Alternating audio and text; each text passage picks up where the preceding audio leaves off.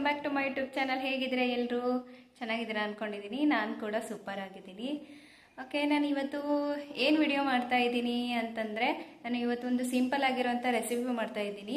ನಿಮಗೂ ಕೂಡ ಅದು ಇಷ್ಟ ಆಗುತ್ತೆ ಅಂದ್ಕೊಂಡಿದ್ದೀನಿ. ಆ ರೆಸಿಪಿ ಏನು ಅಂತ ನೀವು ತಿಳ್ಕೊಬೇಕು ಅಂದರೆ ಮಿಸ್ ಮಾಡದೆ ಎಂಡ್ವರೆಗೂ ನನ್ನ ವಿಡಿಯೋನ ನೋಡಿ.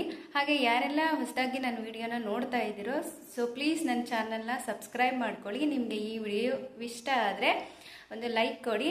ಓಕೆ, ಆ ರೆಸಿಪಿ ಏನು ಅಂತ ಸ್ಟಾರ್ಟ್ ಮಾಡೋಣ ಬನ್ನಿ. ಅದಕ್ಕೆ ಏನು ಇಂಗ್ರೀಡಿಯೆಂಟ್ ಬೇಕು ಅಂತ ನಾನು ತೋರಿಸ್ತೀನಿ. 4 ಹಾಗಲಕಾಯಿ ತೊಗೊಂಡ್ಬಿಟ್ಟು ಸ್ಲೈಸ್ ಆಗಿ ಕಟ್ ಮಾಡಿ ಇಟ್ಕೊಂಡಿದ್ದೀನಿ. ಒಂದು ಟೊಮೆಟೊ ಕೂಡ ಚಿಕ್ಕದಾಗಿ ಕಟ್ ಮಾಡ್ಕೊಂಡಿದ್ದೀನಿ. ಹಾಗೆ ಈರುಳ್ಳಿನೂ ಕೂಡ ಚಿಕ್ಕದಾಗಿ ಕಟ್ ಮಾಡಿ ಇಟ್ಕೊಂಡಿದ್ದೀನಿ. ಒಂದು ಬಟ್ಲು ಹಸಿಕಾಯಿ ತುರಿ ತೊಗೊಂಡಿದ್ದೀನಿ. ಬೆಳ್ಳುಳ್ಳಿನೂ ಕೂಡ ಚಿಕ್ಕದಾಗಿ ಕಟ್ ಮಾಡಿ ಇಟ್ಕೊಂಡಿದ್ದೀನಿ. 2 ಟೇಬಲ್ ಸ್ಪೂನ್ ಅಷ್ಟು ಅಚ್ಚ ಖಾರದ ಪುಡಿ, ಸ್ವಲ್ಪ ಬೆಲ್ಲ, ಹಾಗೆ ಗರಂ ಮಸಾಲ, ಅಡುಗೆ ಎಣ್ಣೆ, ಸಾಸಿವೆ, ಜೀರಿಗೆ, ಹಾಗೆ ಸಣ್ಣ ಉಪ್ಪನ್ನು ಕೂಡ ನಾನು ಇಲ್ಲಿ ಬಳಸ್ತಾ ಇದ್ದೀನಿ. ಹಾಗೆ ಕೊನೆಯಲ್ಲಿ ನಾನು ಹುಣಸೆ ರಸವನ್ನು ಯೂಸ್ ಮಾಡ್ತಾ ಇದ್ದೀನಿ. ಈಗ ಒಲೆ ಮೇಲೆ ಬಾಣಲೆ ಇಟ್ಬಿಟ್ಟು ಅದನ್ನು ಬಿಸಿ ಆಗೋಕ್ಕೆ ಬಿಡೋಣ. ಅದು ಸ್ವಲ್ಪ ಬಿಸಿ ಆದ ನಂತರ ಅದಕ್ಕೆ ಅಡುಗೆ ಎಣ್ಣೆನ ಹಾಕ್ತಾ ಇದ್ದೀನಿ. ಎಣ್ಣೆ ಬಿಸಿ ಆದಮೇಲೆ 1 ಸ್ಪೂನಷ್ಟು ನಾನು ಸಾಸಿವೆಯನ್ನು ಹಾಕೋತಾ ಇದ್ದೀನಿ. ಮತ್ತು 1 ಸ್ಪೂನಷ್ಟು ಜೀರಿಗೆಯನ್ನು ಹಾಕೋತಾ ಇದ್ದೀನಿ. ಅದೆರಡು ಸ್ವಲ್ಪ ಸಿಡಿದ ಮೇಲೆ ಅದಕ್ಕೆ ಈರುಳ್ಳಿ ಕಟ್ ಮಾಡಿರೋದನ್ನು ಹಾಕ್ತಾ ಇದ್ದೀನಿ. ಅದನ್ನೆಲ್ಲ ಸ್ವಲ್ಪ ಚೆನ್ನಾಗಿ ಮಿಕ್ಸ್ ಮಾಡ್ಕೊಳ್ಳೋಣ. ಅದು ಸ್ವಲ್ಪ ಬೆಂದ ಮೇಲೆ ನಾನು ಇಲ್ಲಿ ಹೆಚ್ಚಿಟ್ಟಿರುವಂತಹ ಬೆಳ್ಳುಳ್ಳಿನ ಹಾಕೋತಾ ಇದ್ದೀನಿ. ಇದನ್ನೆಲ್ಲ ಚೆನ್ನಾಗಿ ಮಿಕ್ಸ್ ಮಾಡ್ಕೊಳ್ಳೋಣ. ಇದೆಲ್ಲ ಮಿಕ್ಸ್ ಆದ ನಂತರ ನಾನು ಹೆಚ್ಚಿಟ್ಟಿರುವಂಥ ಸ್ಲೈಸಾಗಿ ಏನು ಹೆಚ್ಚಿಟ್ಕೊಂಡಿದ್ದೆ ಅಲ್ವಾ, ಆ ಹಾಗಲಕಾಯಿನ ಹಾಕೋತಾ ಇದ್ದೀನಿ. ಸ್ವಲ್ಪ ತೆಳ್ಳದಾಗಿ ಹೆಚ್ಕೊಂಡ್ರೆ ಒಳ್ಳೆಯದು. ತೆಳ್ಳದಾಗಿ ಹೆಚ್ಚೋದ್ರಿಂದ ಕೈ ಅಷ್ಟಾಗಿ ಬರೋದಿಲ್ಲ. ಅದಾದ ನಂತರ ನಾನು ಕೊನೆಯಲ್ಲಿ ಸ್ವಲ್ಪ ಟೊಮ್ಯಾಟೋನ ಹಾಕೋತಾ ಇದ್ದೀನಿ. ನಾನು ಇಲ್ಲಿ 1 ಟೊಮ್ಯಾಟೋವನ್ನು ಯೂಸ್ ಮಾಡ್ಕೊಂಡಿದ್ದೀನಿ. ನೀವು ಬೇಕಾದರೆ ಎಕ್ಸ್ಟ್ರಾ ಹಾಕ್ಕೊಳ್ಬೋದು. ಇದನ್ನೆಲ್ಲ ಚೆನ್ನಾಗಿ ಮಿಕ್ಸ್ ಮಾಡ್ಕೊಳ್ಳೋಣ. ಅದಾದಮೇಲೆ ಸ್ವಲ್ಪ ನೀರನ್ನು ಹಾಕಿಬಿಟ್ಟು ಒಂದು 2 ನಿಮಿಷ ಇದನ್ನು ಬೇಯಲಿಕ್ಕೆ ಬಿಡೋಣ.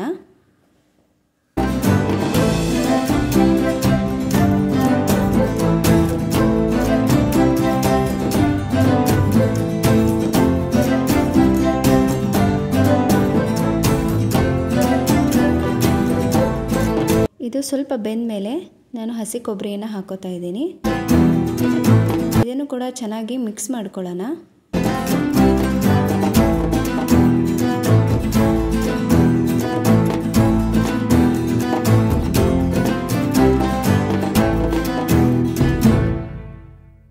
ಮತ್ತೆ ಸ್ವಲ್ಪ ನೀರನ್ನು ಆ್ಯಡ್ ಮಾಡ್ಕೊಳ್ಳೋಣ.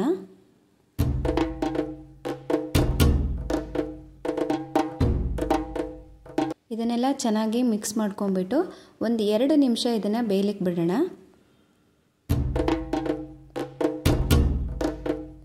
ಇವಾಗ ಸ್ವಲ್ಪ ಚೆನ್ನಾಗಿ ಬೆಂದ್ಕೊಂಡಿದೆ.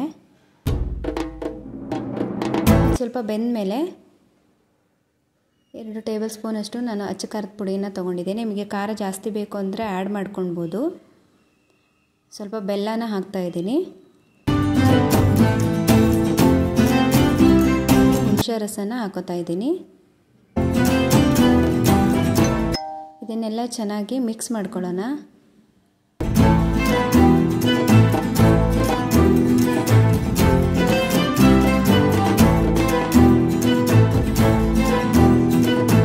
ಇವಾಗ ಸ್ವಲ್ಪ ಚೆನ್ನಾಗಿ ಬೆಂದ್ಕೊಂಡಿದೆ.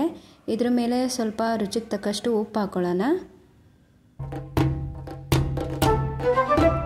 ಕೊನೆಯಲ್ಲಿ ಗರಂ ಮಸಾಲಾನ ಹಾಕ್ಬಿಟ್ಟು ಚೆನ್ನಾಗೊಂದು ಮಿಕ್ಸ್ ಕೊಟ್ಬಿಟ್ಟು ಒಂದು 2 ನಿಮಿಷ ಇದೆಲ್ಲ ಮಿಕ್ಸ್ ಆಗಲಿಕ್ಕೆ, ಮ್ಯಾರಿನೇಟ್ ಆಗಲಿಕ್ಕೆ ಬಿಡೋಣ.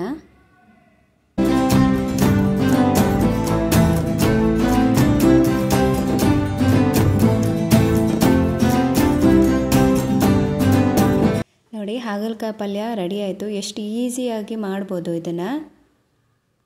ನೀವು ಹಾಗಲಕಾಯಿನ ಸ್ವಲ್ಪ ಎಣ್ಣೆಲಿ ಫ್ರೈ ಮಾಡಿಕೊಂಡು ಕೂಡ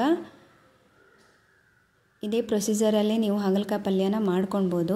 ನೋಡಿ, ತುಂಬ ಚೆನ್ನಾಗಿ ಬಂದಿದೆ. ತುಂಬ ಟೇಸ್ಟಿಯಾಗಿರುತ್ತೆ. ಹಾಗಲಕಾಯಿ ಪಲ್ಯ ಆರೋಗ್ಯಕ್ಕೂ ಕೂಡ ತುಂಬ ಒಳ್ಳೆಯದು. ಸುಮಾರಷ್ಟು ಜನ ಇದರೊಳಗಡೆ ಇರೋ ಬೀಜ ಎಲ್ಲ ತೆಗೆದುಬಿಟ್ಟು ಪಲ್ಯನ ಮಾಡ್ತೀರಾ. ಸೊ ಹಾಗೆ ಮಾಡಬೇಡಿ. ಆ ಬೀಜದಲ್ಲೂ ಕೂಡ ತುಂಬಾ ವಿಟಮಿನ್ಸ್ ಇರುತ್ತೆ. ಆದಷ್ಟು ಎಳೆದಂಥ ಹಾಗಲಕಾಯಿ ಬಳಸೋದು ಒಳ್ಳೆಯದು.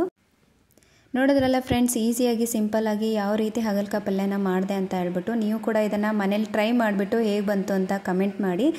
ಈ ವ್ಲಾಗ ಇವತ್ತಿಗೆ ಎಂಡ್ ಮಾಡ್ತಾ ಇದ್ದೀನಿ. ನಾಳೆ ಹೊಸ ವಿಡಿಯೋದೊಂದಿಗೆ ನಿಮ್ಮನ್ನು ಭೇಟಿ ಆಗ್ತೀನಿ. ಅಲ್ಲಿವರೆಗೂ ಟೇಕ್ ಕೇರ್, ಬಾಯ್, ನಮಸ್ಕಾರ.